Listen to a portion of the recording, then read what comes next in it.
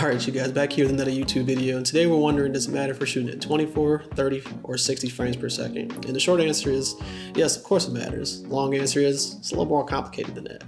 So 24 frames per second was more widely adopted in the film era in the early 1900s, when we were moving away from the silent film era, and it was a lot easier to synchronize audio with the video. So that's generally why we use 24 frames per second in the older age.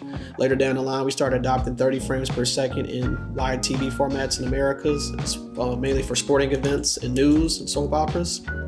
And more commonly these days in the social media era, we use them for formats for Instagram Reels, YouTube Shorts, Facebook, so on and so forth. So you want to ask yourself, what are you going to be recording? Are you slowing stuff down? Are you recording fast motion?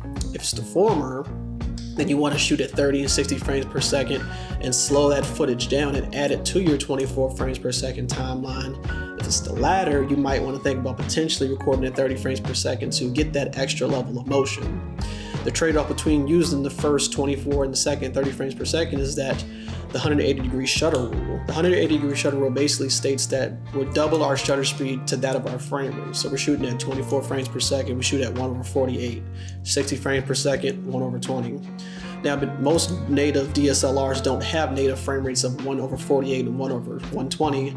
So the closest native frame rate will be 1/50 seconds and 1/125 shutter speeds.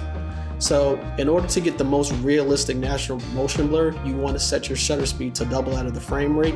And generally 24 frames per second is going to give you the most natural, realistic, and most pleasing motion blur to the human eye.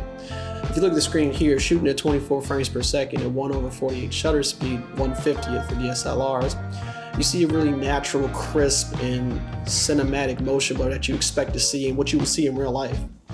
When you move over to 60 frames per second and 1/25 shutter speed, it looks a lot more natural and jarring. It's a lot choppier, but you see a lot more detail, which could be pleasing and could be a lot more suitable for certain things like action sequences, scuba diving, boxing, pie eating contests, and so on and so forth. So you want to make sure that you're understanding what you're recording and why you're using the frame rates that you're using. What you don't want to do is, say you want to use everything at 60 frames per second and just put it in a 24 frames per second timeline, slow down or not. You don't want to do this because it's going to make your image look a lot choppier and it's going to make it look a lot more unpleasing to eye, like how we referenced earlier.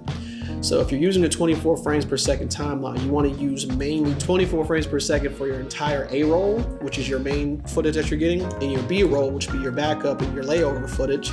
You mainly want to use 30, 60, and 120 frames per second for that because you want to slow down, add a more cinematic feel, add some texture, add some diversity to the shots that you're getting.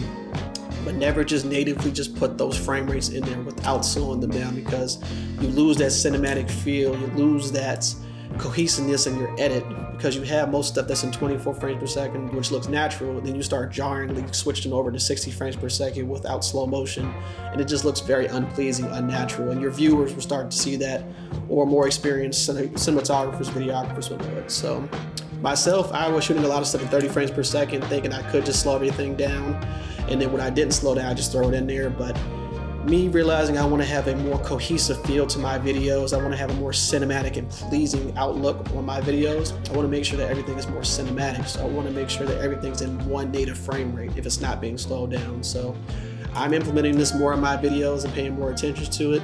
You guys should as well. And if you want to hear about more videos like this, you can click the best recommended video somewhere on this screen and subscribe for more videos if you'd like to see more in the future. Thanks. Peace.